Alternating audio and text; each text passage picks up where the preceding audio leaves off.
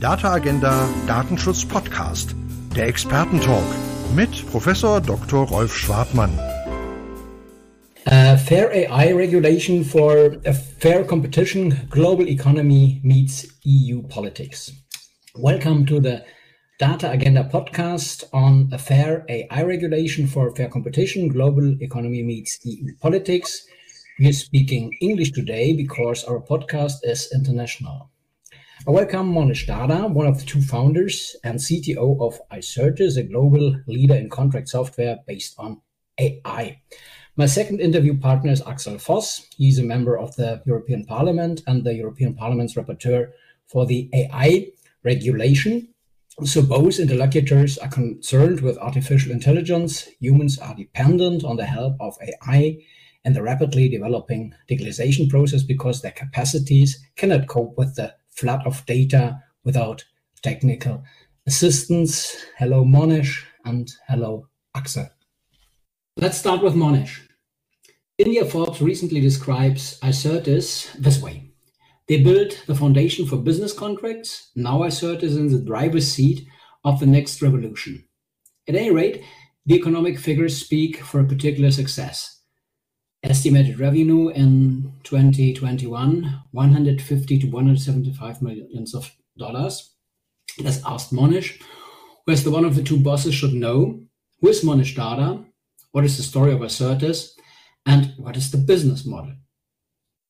Well, first of all, Rolf, thank you so much for having me on the podcast. It's a pleasure to join you and Axel on this, so really appreciate it. Thank you. And my story, I'm the CTO and co-founder of ICERTIS, as you mentioned, but my story is simple.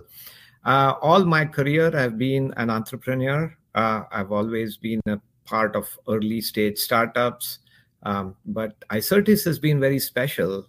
This was my seventh startup in my professional career, and ICERTIS has been very special. When we started Samir Bodas, who was my co-founder and our CEO. We started back in 2009. It was very interesting. We got into contract lifecycle management by serendipity, by luck. And when we went in, there were many vendors who had CLM or contract lifecycle management in their name. And because we were cloud first, because we had a modern user experience, because we had the strength of being adaptable to the market, and we had a great product market fit, we were successful in the beginning years, and we got a lot of large customers.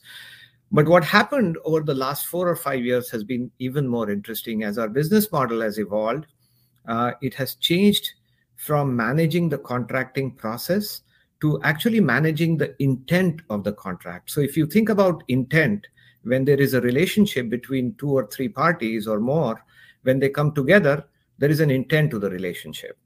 The contract is a place where you memorialize the relationship, where you say, hey, here is what I want this relationship to look like. And then that contract is negotiated, so all parties agree.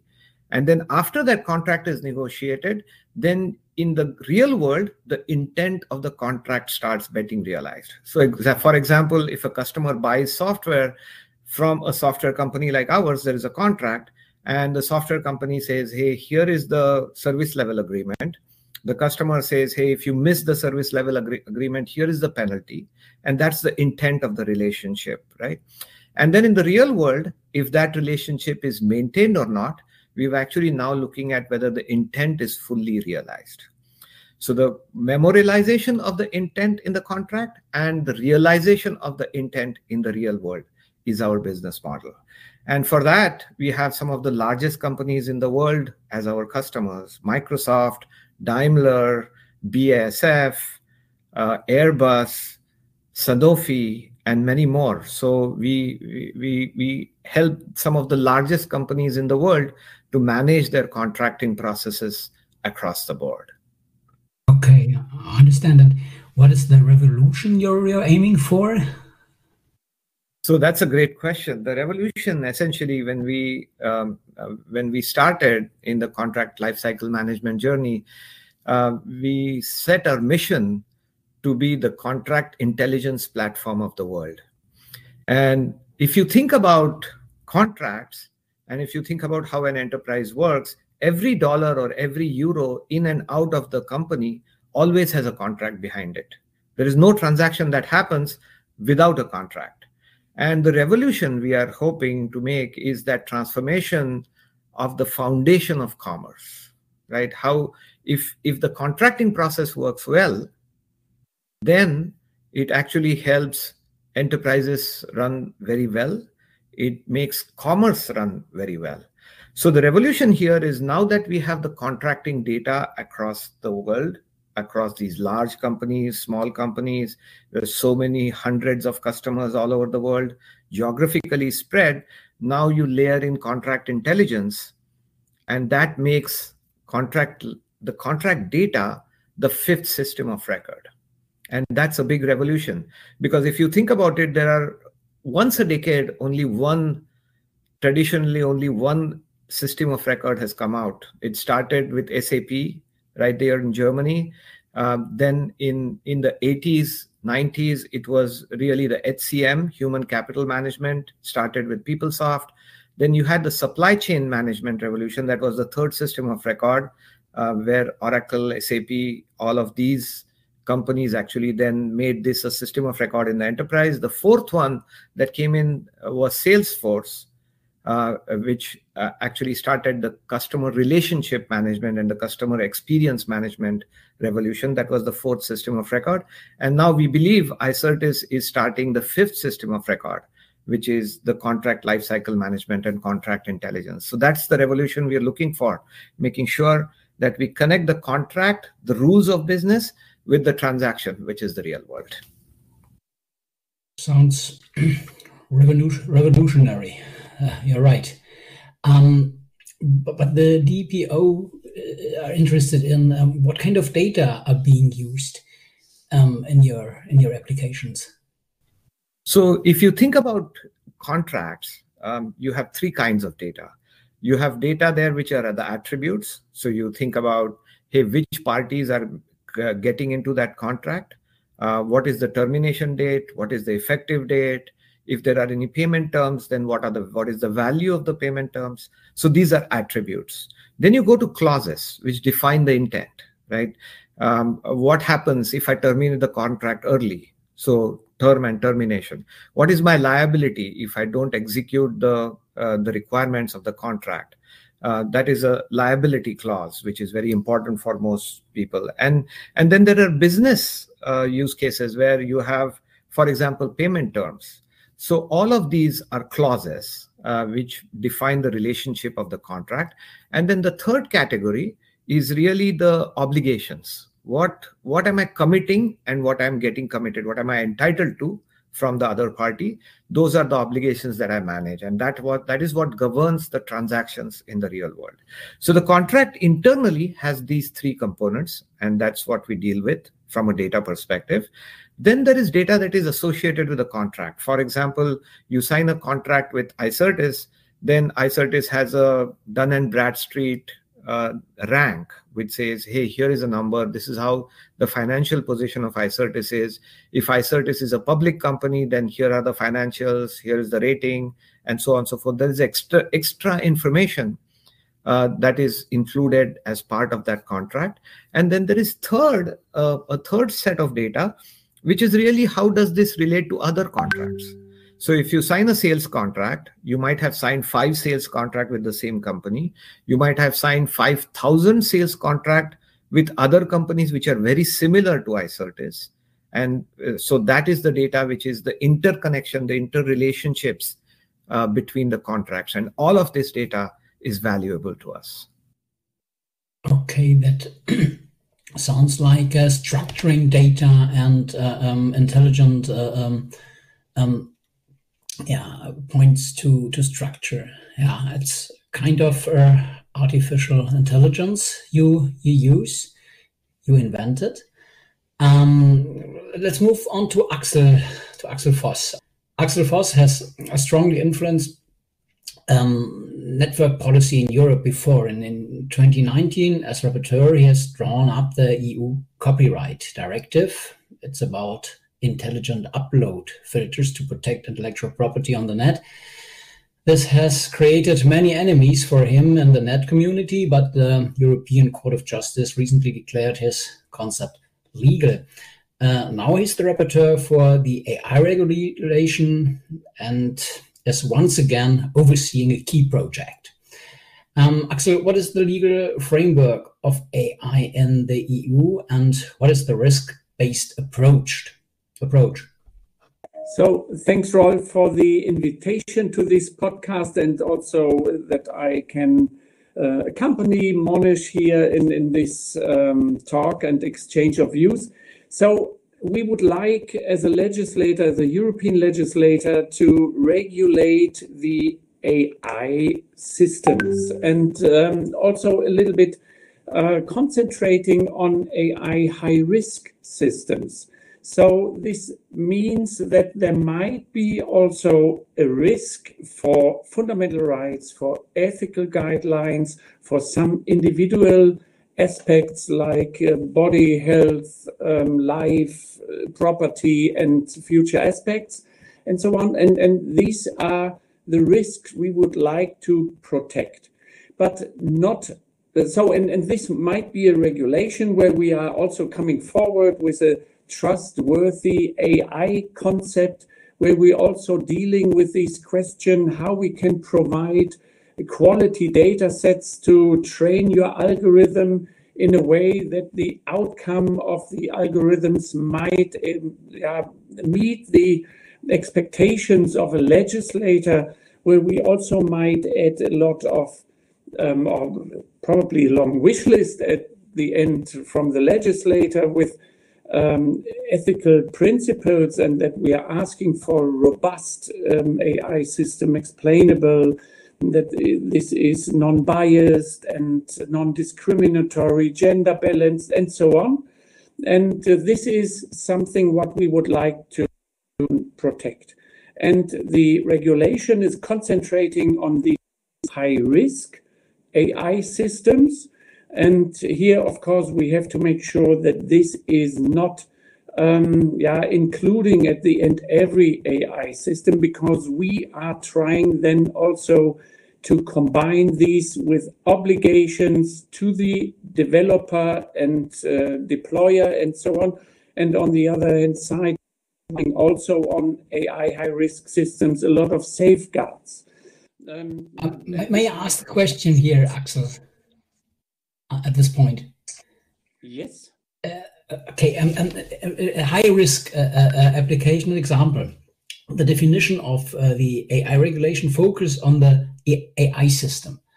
Example: if a criminal judge uses an intelligent beverage vending machine in court just before writing a verdict, it may recognize that the judge is tired and would be better off drinking a Coke than a sparkling water to stay awake. This is intelligent of the machine. Did this vending machine perform biometric identification or health at judiciary? If so, that would be a high-risk application. Don't we need to make sure that the context of the application is also dangerous? So from my understanding, so it's a very good example to exaggerate a little bit the situations. So, of course, high risk at the end means for me that you have a critical use and a critical area. And here I would say this is both not fulfilled. But if you have both fulfilled, then it might be a kind of a high risk AI system. But the vending machine, I would already say, is not kind of a critical use, so that we can skip it from the list of critical AI systems.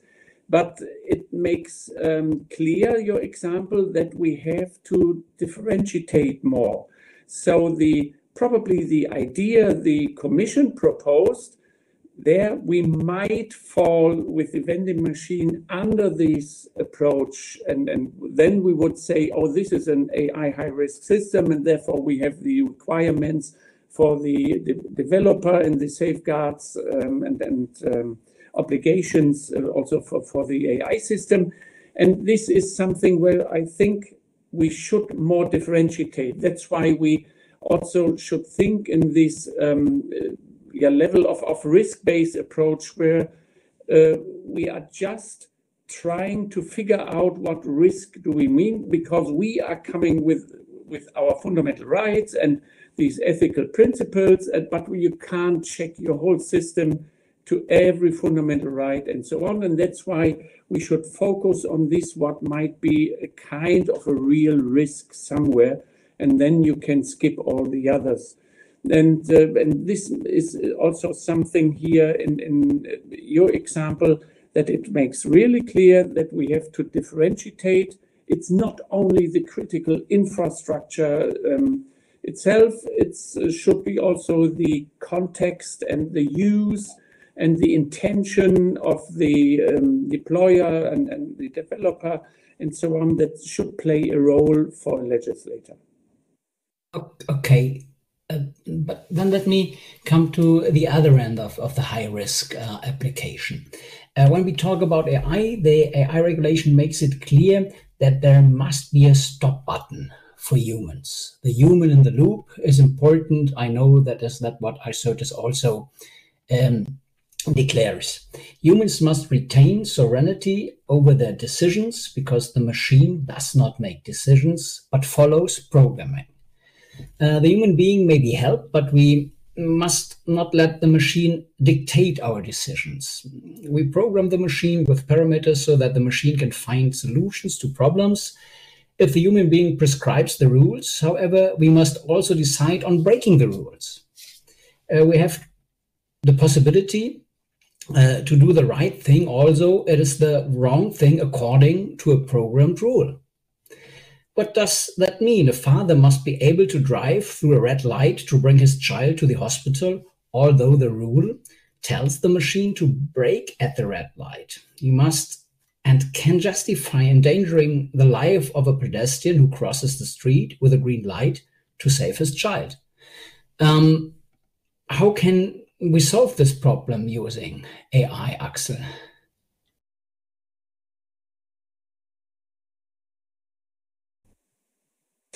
So this is a very tricky question or situation you are describing, but someone was telling me a couple of days ago already this problem has been solved, but due to technical problems, I couldn't get how the solutions look like. So of course, the legislator can't really give a kind of a solution for this issue. I think this has been done by inventing or probably communicating with other devices and so on. But I think this is nothing what a legislator can solve at the end.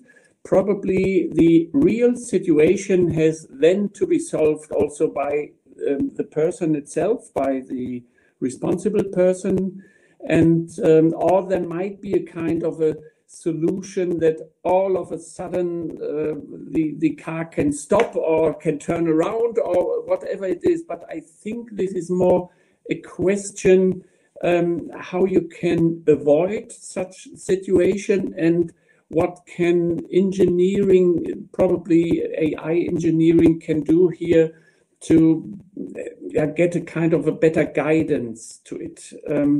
I'm not sure if or how we could solve it, or if there are other options, or if this might be overviewed by also an AI system, everything in seconds. But this is a very tricky question, and I hope, and I was more praising also with, if there is a solution, then we might really come forward with it. But still, I think so. Let me ask, Monish, as long as only data from business contracts are evaluated, the ICERTIS application would most likely be a low-risk AI system and fulfilling an exclusive auxiliary function. Then it would become specially regulated high-risk application. Would it then also be conceivable for you if ICERTIS offers systems that are used in the judiciary? Or do you see certain risks of such a business model? And maybe you have an answer to Axel's problem from the technical side. No, that's an interesting question, and especially the question that you asked about, running the red light. If you permit me, I would love to tell a very small story. One of my favorite authors, Isaac Asimov, wrote a very small story called The Last Question. And the idea was, as computers were growing stronger, and this is in a future world, a child asks his father a question, hey, how did this world begin? And the father says, I don't know. And, he types it in the computer and asks the computer, how did this world begin? And the computer thinks about it, and it comes back with the answer that I have insufficient data for a meaningful answer.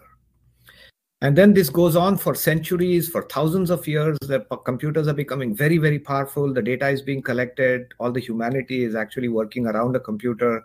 Some other child asks some other mom or dad, hey, how did this world begin? And the same question is repeated. The same answer, the computer is now much more powerful. It gives the same answer, insufficient data for a meaningful answer. And it continues till the entropy in the universe is now, increased so much that the universe is dying. But the computer is now all powerful, right? It's collected all the data in the world for millions and billions of years. It has all the data that was ever there in humanity. And then the last remnants of humans die, but the computer is still there. And it is still trying to answer this one last question. And finally, because it has all the data, it actually answers the question and then recreates the universe. Essentially, it turns into God, right? So it's a very interesting story from our business model perspective as well, because all of this AI actually ends up in what do you feed the machine? What is the data? How much is the data? And if you look at that traffic problem, a child is in danger. I want to get to the hospital. The car is programmed to stop at the red light. But assuming that the car's AI model has all of the parameters of the child and the traffic conditions and the hospital and the time it takes and the risks, what happens if I injure a pedestrian as opposed to save my child, then maybe the machine can take the right decision. But the problem is it will never have, at least in the few billion years, it will never have all the data. And that is where the human in the loop is so important, right? You have to have a human to take that emotional, ethical decision that is supposed to separate the human from the machine. And for us also, when it comes to contracts, if you look at what we do, we essentially capture the intent, as I said, memorialize the intent of the relationship, and we try to realize that intent in the real world. So for us, AI is essentially saying, if a transaction comes in, is the transaction exactly like the contract, right? So if the contract says, hey, you will have to pay 5% discount because someone has bought more than 1,000 pencils from you, then the AI is going to match the transaction to the contract and say, yes, 5% discount is allowed. Whereas the actual payout of the discount potentially is a human decision. Because at the end of the day, there could be a relationship that the machine knows nothing about with the customer. Maybe there is something which is happening which is bigger that the machine does not know about. And so the final decision of whether that discount is being paid or not is a human. So what we do usually is we have two streams as the output of AI. One stream is automated, which someone has programmed into the machine that it is low risk, that it has nothing to do. Even if we make 50 mistakes out of 1,000, it is acceptable. The mistakes do not have a bad repercussion. Whereas there is another channel where every decision that the machine spits out is always validated by a human in the loop, because there is more impact. So essentially, it boils down to how much risk. So if you think about whether contract lifecycle management or contract intelligence will be used in the judiciary in the future, I think probably yes, because there is a lot of contracts in there. There is a lot of information in there. There's a lot of case law in there, which ICERTIS as a company does not process. But I'm sure there will be other companies who will come back and say, okay, we can use this data to actually figure out what is the implication. So today also there are AI software that will allow you to search for case law in a particular way so that you can find out previous cases, previous judgments, and help the lawyer or the judge to make a more informed decision. But the decision in my mind is still human in the loop, which means that it is a low risk application because a human is always making the final decision or has the capability to oversee all of the decisions that the machine is making. So for the next 4 or 5 years, I think this is going to be the reality. I don't think there is a risk here, at least in the contracting world, contract intelligence world, that this is going to be a high risk application. It will remain a low risk application. Yeah, well, it's convincing what you say, because the responsibility stays at the human being, and yes, he can get some input from the machine, and then he can reflect what the machine says, and then he has to decide. The human has to decide, and that brings me to a further question to Axel. If we think of the human in the loop to press the stop button, how would one put the humans in the condition to control and understand the machine so that one can press the stop button? My problem with this is, does the human dare to suggest another move to the chess computer? How can the control of such a decision proposal take place? Maybe both of you. You want to start, Axel? Oh, once again, Rolf, a very tricky question and situation.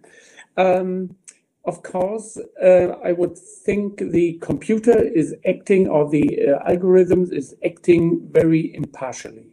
And so, of course, there is a kind of a trust that he is doing this in a quite good manner. As far as this is trained properly, then probably you can trust this decision. If this is not trained properly and intends to more get a kind of a more biased system or whatever it is, then it's getting critical. So we have to supervise some of the quality of the training and the quality of result in a way, and the whole life cycle has to be supervised in a way, not only by kind of administration level, also by the developer and deployer itself. So the weakness of a human being in deciding in critical situations is not helpful. So on the other hand, so of course then decisions done by the AI algorithms might also lead to more quality at the end, or to the right decision. But it's always a kind of a, let's say, 50-50 position. But at the end, what we can do is to try to train the algorithms in a better way. Therefore, we are trying to think about these so-called sandboxes, regulatory sandboxes, with a kind of an oversight, but then giving them, or trying to give them, all the data they need to come to a better result at the end. And then, of course, everyone has to also to see what the whole life cycle then is doing. It might be the case that then the algorithms is learning other things, what might lead to kind of a situation what you don't want, then you have to correct it. And that's why there's a kind, or there should be a kind, in an total or oversight way, and supervising everything in a way. This might be the way out, and I hope this is then coming to also to the decision that we can rely more on a decision on a computer. If emotions are involved, then always probably you get not the right or kind of a correct result out of it. So that's why it might be a kind of a quality improvement if you can rely on the AI algorithms. On the other hand, of course, we might face some cases where you shouldn't rely on the AI algorithm, but then we need some proofs in let's saying, let's reconstruct the algorithms, let's retrain it or whatever. But of course, also in a real world, and so everything might happen. And so we have to take into account that some algorithms at the end might have a wrong decision. Monish, the wrong decision in a chess play, no problem. But the wrong decision for a sniper, for a machine sniper, no good idea. 50-50, I don't would accept that. What do you think? How can we solve this problem? How can we solve this problem? Yeah, and I don't profess to know the answer. It's a very tricky question, but there are two things technically that are being put in place at most companies, including ICERTIS. One is what is called as ethical AI. So as you can imagine, AI is as good as the data, right? So if you screw up the data, if the data is biased, it's racially biased or geopolitically biased or any other bias enters the data, that is going to affect the decisions that come out of the AI. And the AI is only going to be as good as the data that is input to the model. Now, that data, making sure that there are controls over the data, making sure that you're always asking the right questions in terms of representation, in terms of bias, in terms of the reliability and the quality of the output, the reliability and quality of the input, so the data, which is the input, and the reliability and quality of the output, which is the decision. And you have controls in place, not one-time controls, but continuous controls in the system in place. And you have a feedback loop that actually improves this over time, is a must for almost any AI system. The second one, which is, one is ethical AI. The second one, which is interesting, is what is called as explainable AI. So every decision that comes out of the system, if it can be traced back to why that decision was arrived at by the machine, is also as important as the ethical part of it. So knowing that all of the data, you're having controls on the quality of the data and the spread and the bias of the data, and then you have the second check that you can actually get to why the decision was made and how the algorithm worked, is important. So explainable AI actually then tells you, because of these 5 data points or 5,000 data points, I did this and then I reached this conclusion. Then that process and understanding that process and monitoring that process definitely improves the quality of the system. And in my mind, this is going to be a perennial discussion, because humans make mistakes. Humans are not perfect. You cannot assume with the same data that the humans feed the machine is going to be perfect. It's never going to be perfect. So now it all boils down to a contract, which is essentially how much risk are you taking. So for simple use cases like a chess game, or Facebook identifying your picture out of 5 million pictures and saying this is you in a photograph because of a deep learning model that is image processing, is very easy to do and very simple to do, and much less harm comparatively, as long as the data is used in context. But now if you're thinking about sniper, if you're thinking about the judiciary and taking legal decisions that affect the life of an individual or a human, or violates or does not violate, protects the rights of individuals, then you're taking this up to a next level, where now the control on the ethical AI and the explainable AI does not have to be at a company level. It has to be at the legislative level, because then it has to be for the good of the community or the country or the world. It cannot be for the good and the profit of a particular company. I think that's the difference. And, having that kind of difference in terms of, how you treat these AI algorithms that are getting better and better by the day, and they're getting more and more complex by the day, it's very critical to make sure that there is a balance in how they are used in the real world. Okay, this was a kind of recommendation to the European legislator. If you could fill in a wish list as entrepreneur from India, what are your wishes to the European legislators for the legal framework to be successful in Europe? No, I think one thing I would definitely think about, and recommendation is a strong word, but from my thoughts, I think a legislation usually is only effective when it is very clear and executable, right? And it is like a contract. I think about contracts at the x-axis, you have the intent. On the right axis, you have the realization or execution of the contract. So you could negotiate the contract for 4 years and then do nothing on the contract because there is no transaction happening. It is all going to be a waste. Similarly, if you're executing and you're making mistakes and you don't have a good contract, it's still a bad problem. So in this case, what I would think would be very important in legislation like this is that it has to be very clear and it has to have a sense of making sure that it is easily executable. Because the harder it is to execute, the harder is legislation to enforce, the harder it is for the intent of that legislation to actually come and reach the end user. And I think that would be, a very important, from my perspective, a very important factor in the legislation and how that legislation is shaped.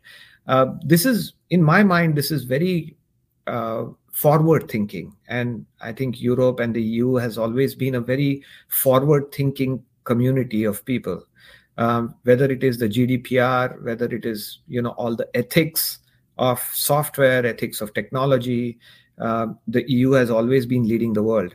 And if it can be paired with an ease of execution or the realization, I think that will be extremely helpful. And it will also make the EU more competitive. It will also make companies like ours, more competitive and be able to do business with the EU, in the EU, and it just becomes a better world because all this intent can now go across the world, not just stay within the boundaries of the EU. And Axel, India is bringing forward great companies like ICERTIS. What can or must we learn in Europe if Europe wants to compete with that? Where does regulation probably need to rethink? So in general, I would say it's more the thinking of enabling everything instead of saying we have to regulate till a certain point where we can't move on with inventing. And this is something where I'm admiring the openness and the also helpful framework in a way. Of course, we have our value, because of our values, a lot of criteria what we would like to add. And but as far as I understood Monish correctly, we should move on with these in saying our values should be linked to technology, and this is what we can also provide. And I think we are on the good way forward, also with the AI Act, because we have these requirements to safeguard also risky AI systems.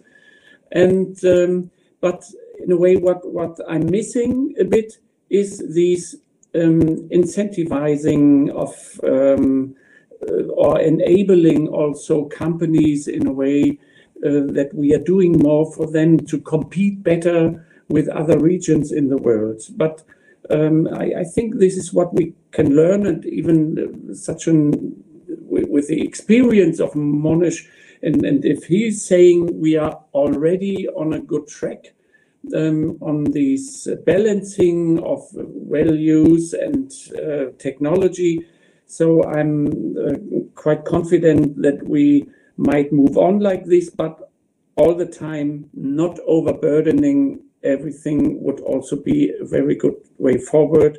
And this is what I would say this is what we can learn. Instead of seeing only risks, we should concentrate more on chances. Thank you. And to complete the picture, Monish, what is there something India can learn from Europe? Definitely. I think, as I said, the intent, the EU has always been the tip of the spear, very forward thinking in terms of how it thinks about, as a community, thinks about the ethical, the data protection, the basic human rights. I think that can definitely something that India can pick up.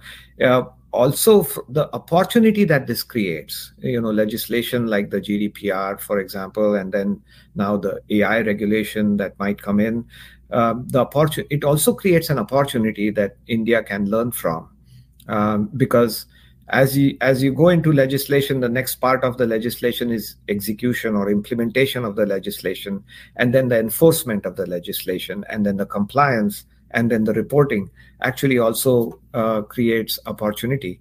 And I think that is definitely something India can learn from. I think this coming together of intent and realization between the ideas in the EU and the execution potential of countries like India can be very, very interesting in the future. And it can make for a very, very interesting and a very fruitful world economy as well. Yeah, thank you. Well, I think privacy sells is better than sell privacy in applications. And I think this is a statement which we all can subscribe, I think, and hope, and go for it. Thanks a lot for listening to the DataAgenda podcast on a fair AI regulation for fair competition, global economy meets EU politics. And thanks, Monish Darda, CTO of ICERTIS, and Axel Voß, member of the European Parliament, for this very interesting discussion. Thank you, Rolf and Axel. Thank you both. Das war der DataAgenda Datenschutz Podcast, der Expertentalk mit Professor Dr. Rolf Schwartmann.